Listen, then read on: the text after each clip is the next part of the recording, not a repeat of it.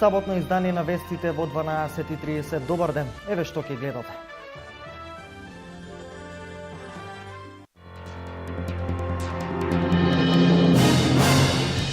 Осумнаесет македонски полицајци се повредени во судир со така наречените економски мигранти на македонската јужна граница. Двајца од нив се потешко повредени, а демолирани се и неколку полициски и армиски возила. Со модна ревија на македонски и бугарски модни брендови во Штип вчера заврши меѓуграничниот проект за соработка на македонските и бугарските текстилни компании.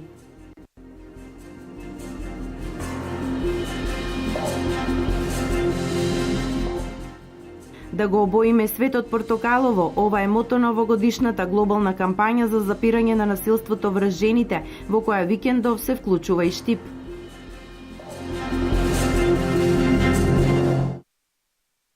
Осумнаесет полицајци беа повредени вчера во судир со така наречените економски мигранти на македонската јужна граница. Немирите беа предизвикани од инцидент со мароканец кој скокнал на покривот на еден стациониран воз во близина на станицата и домени од грчката страна на границата, па кога ги допрел високонапонските кабли добил струен удар. Човекот со тешки изгореници беше однесен со амбулантното возило на Црвениот крст на лекување. Неколку стотици мигранти потоа насилно ја урнаа оградата и почнаа да фрлат камења кон полицајците кои возвратија со солзавец и шок бомби. Македонските полицајци мораа да навлезат и на грчка територија за да воспостават контрола врз толпата. Дел од мигрантите веќе неколку дена прават инциденти на границата и ги напаѓаат македонските полицајци. Војската на нашата јужна граница поставува ограда, столбови и жица за спречување илегален влез на економските мигранти и нивно канализирање и насочување кон прифатниот центар. Оградата се поставува лево и десно од граничниот камен 59. Пред Македонија и Унгарија постави жичена ограда на своите граници со Србија и со Хрватска за да го спречи напливот на мигранти. Потоа тоа го стори и Хрватска, а Србија и Македонија почнаа селективно да ги пропуштаат само бегалците од војните подрачја.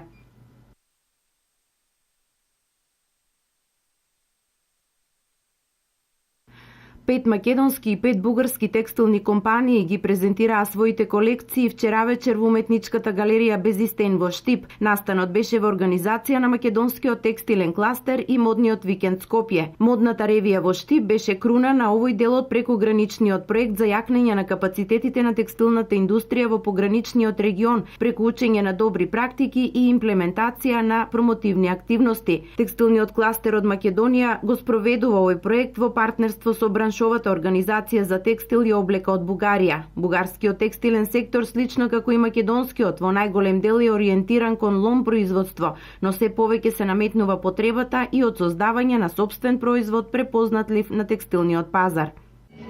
Като всичко кое... Нашата компанија има собствено производство, но главно работи мелон. Креирањето на собствен бренд е тешка постапка, но не е невозможна. На пазарот сме 10 години. Имаме постојани клиенти кои ги бараат нашите производи, но тешко наоѓаме пласман надвор од Бугарија. Мислам дека проблемите со развивање на собствен бренд се решаваат токму со вакви проекти и на вакви ревии нештата стануваат возможни. Прв пат сум во Македонија и имам чувство дека може успешно да соработуваме, бидејќи македонските текстилни производи го имаат европското ниво на квалитет.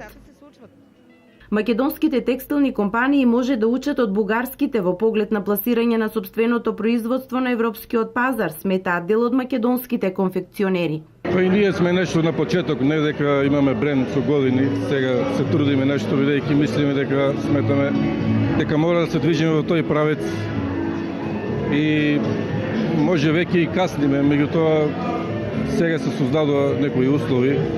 Кај нас се отвори една турска перална.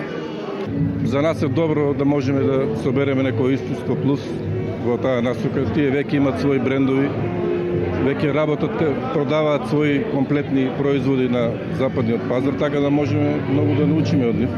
Овој проект на регионална соработка на конфекционерите од Македонија и Бугарија во следната фаза предвидува изградба на регионален бренд за настап на трети пазари. Статистиката вели дека секоја трета жена во глобални рамки е жртва на родово насилство и затоа секој поединец, институција или граѓанско здружение мора да направи нешто за да се искорени ова зло. На плоштадот во Штип сега во тека е хепенинг за поддршка на глобалната акција за заштита на жените од насилство. Над 300 жени во државата во период од една година пријавиле некаков вид насилство врз нив, но прецизна статистика за жртвите на насилство нема. Да се каже не на насилството врз жените, но и да им се даде поддршка во сите фази на справување со ова зло, од пријавување до ресоциализација. Борбата против насилството врз жените и девојчињата не завршува со завршувањето на судските постапки. Потребна е нивна ресоциализација и реинтеграција, значи враќање назад во општеството, во нивните примерни семејства, нивно економско јакнење, и за таа цел потребно е значи да се преземаат дополнителни мерки за јакнење на жртвите, враќање на нивната самодоверба, наоѓање на работа како извор на финанси, нивна финансиска, економска независност. Нашата држава има предвидено определени мерки со законите, сега и економските мерки се влезени во новиот закон, меѓутоа едно е што е во законите, друго е во пракса, тоа релативно тешко оди, меѓутоа на почеток сме, верувам дека и тие мерки ќе придонесат за повторна реинтеграција и ресоциализација на жртвите назад во општеството. Тамбурата дефинитивно е еден од најстарите музички инструменти на подрачјето на пијанец. Ова го покажува истражувањето во рамки на проектот на Сдруженијето на фолклорна група Копачка село Драмче, потрага по тамбурата, во чии рамки е откриено дека појавата на тамбурата во пијанечко датира од 13 век. Пред 50 на години пак тамбурата била составен дел од секојдневието на овдешните жители. Тамбурата ја имаше во секое населено место, во секое мало. Таа стоеше закачена над креветот на инструменталистот, на гредата, и кога требаше да засвири, ќе се седне на креветот и само ќе ја оптегне раката, ќе ја свали тамбурата и ќе засвири. Негогаш се правеше војнички ора, па се правеше веридби, па това се, и така да тоа инструмент многу помогнал да се забавува народо и да се весели. Трагајки по тамбурата, етномузикологот Димитар Узунски не само што открил дека и жените имаат талент за свирење тамбура, туку пронашол и примерок на тамбура заради која во село Габрово бил одзеден човечки живот. Тамбурата сега е сопственост на делчевчанецот Миле Попов, кој планира да ја подари како наследство на својата ќерка. Оваа тамбура останала на татко. Сега јас како негов син, како наследник, се покушав да се научам да свирам на неја, па ќе гледам да оставам поколени, наследник и после мене некој да свири на неја. Со овој проект и се во ова тука што го направивме, ќе поттикнеме младите да можат да се вратат на инструментот. Освен проектот Потрага по тамбурат, поводот за синокешниот настан во спомен домот Асном беше и одбележувањето на едногодишниот јубилеј од влегувањето на Орото Копачка на репрезентативната листа на УНЕСКО. Јубилеј чиј што не е само наш, туку е на целата наша држава.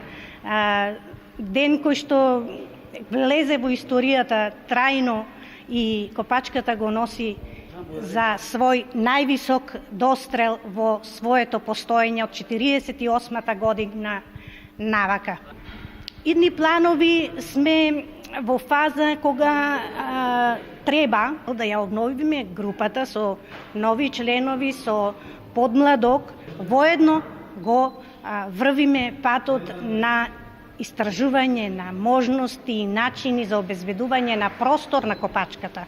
Зашто ние моментално Орото Копачка го браниме од улица. Инаку проектот Потрага по тамбурата е субвенциониран од Министерството за култура на Република Македонија во рамки на Националната програма за 2015 година.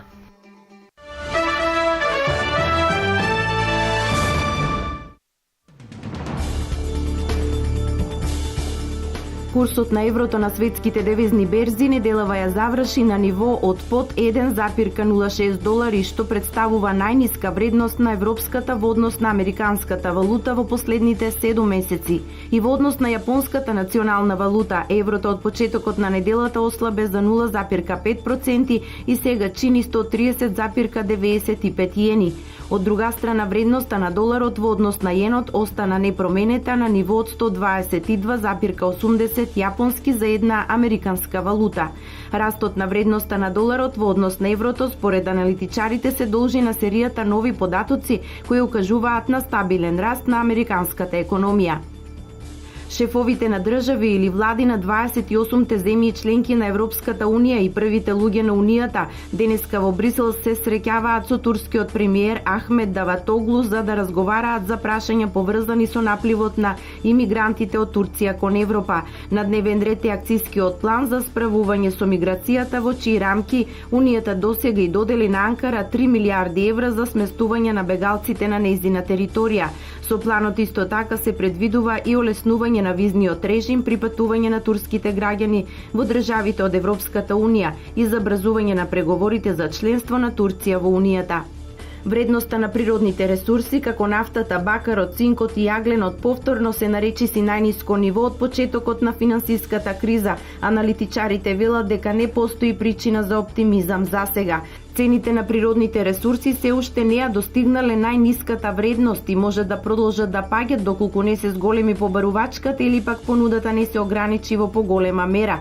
Тврдат од американската Goldman Sachs, една од највлијателните банки во стока на пазарот. Но Goldman Sachs не е единствената банка која тврди дека цените на суровините во наредниот период нема да закрепнат. Во глобалните прогнози за идната година од британската Barclays велат дека суровините ќе продолжат да се движат под дното додека не дојде до подобрување во поглед на светскиот економски раст.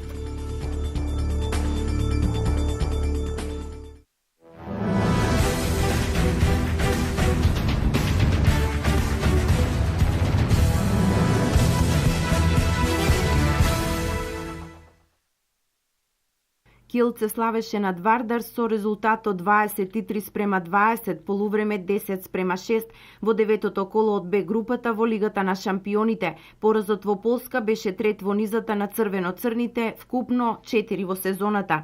Вардар во Полска го одигра најлошиот меч во досегашниот тек од сезоната. Особено лошо делуваа избраниците на Раул Гонзалес во првото полувреме, кога можеби и наивно ја прифатија грубата игра, во која Килце многу подобро се снајде. Во текот на целиот меч Вардар лошо бранеше со ракометар повеќе и лошо ги изведуваше седмерците.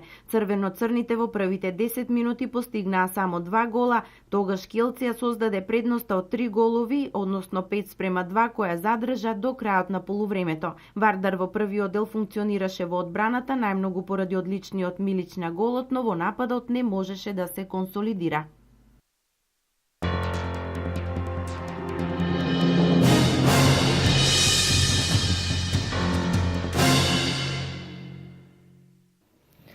Бидете со нас и во Дневникот во 16:30. До тогаш останете со нашата програма. Пријатен ден!